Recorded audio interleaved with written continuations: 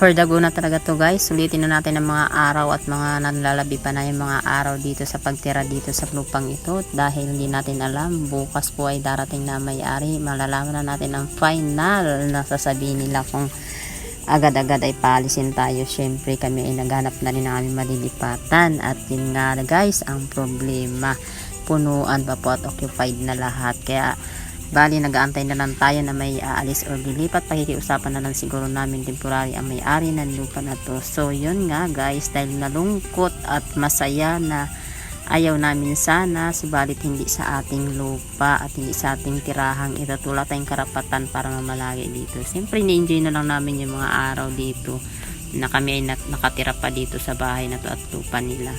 So yun guys, siyempre enjoy na lang muna natin. Huwag na muna nating isipin kahit naiisip natin. Nagawa pa rin natin gumawa ng mga content para for the future if ay ma-monetize tayo dito sa ating mga account na pinaghihirapan natin.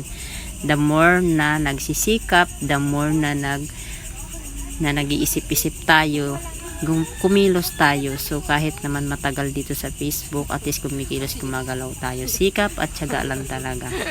Guys, yung mga aking actingan ng aking mga ginawa ay talagang pinisikapan ko yan. Talagang pinag-aralan at pag-aralan nyo rin mag-edit, gumamit ng editor para magamit nyo rin yung mga effects kung paano paggawa ng gumamit ng editor. Edit CapCut.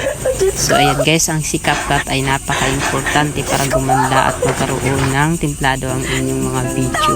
Magagamit nyo talaga siya guys, kaya pag-aralan nyo talagang gamitin para din po sa inyo itong mga content. Pag-aralan nyo talaga, pwede nyo naman yan i-research kung paano gumamit ng editor. So ayan lang guys, thank you.